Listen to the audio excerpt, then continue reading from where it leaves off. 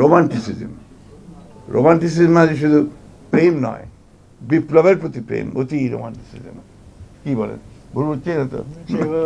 তো এখন ওই চে গুয়েভারার কথা উনি বললেন, অর্থাৎ এই মুহূর্তে আমি সব পাল্টে দেব, এই মুহূর্তে আমি দখল করব, এই মুহূর্তে আমি সব অন্যায় পড়ে দিয়ে দেবো। এটা হয় না। You have to go step by step, একটা প্রতি ধীরে ধীরে যেতে হয়। যেতে গেলে কিছুটা পারা যায়, তাও সব কিছু যে সুনিশ্চিত হবে তা নয়। আজকে বদলায়, সব কিছুরই পরিবর্তন হয়।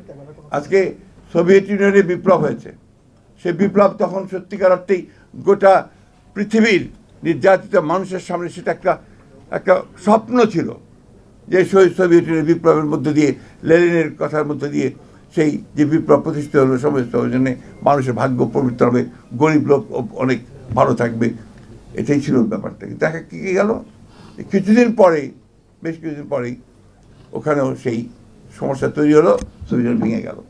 চীনে মাও সেতুং দীর্ঘদিন সংগ্রাম করে লড়াই করার পরে তিনি সফল হলেন, চীনে বিপ্লব হলো, লাল পতাকা উঠলো, লাল দেশ তৈরি হলো। এখন সেই চীনে কোন দিকে গেছে? পরিবর্তন। আমি দোষারোপ করছি না, এটাই বোধহয় ধারা।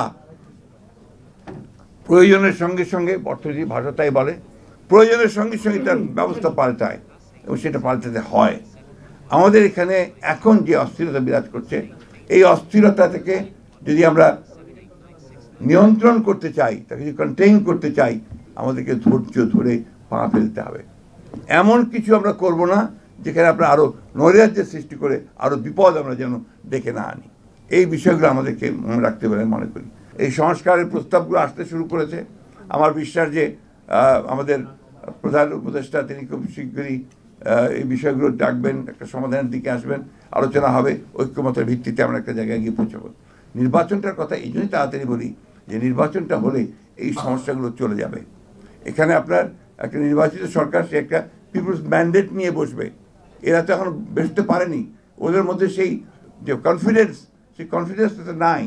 এই জন্যই আর পিপুলের ভাষাটা তো বুঝতে হবে, সেটা আপনার একটা নির্বাচিত সরকারই সবচেয়ে ভালো বুঝবে বলে আমরা বিশ্বাস করি।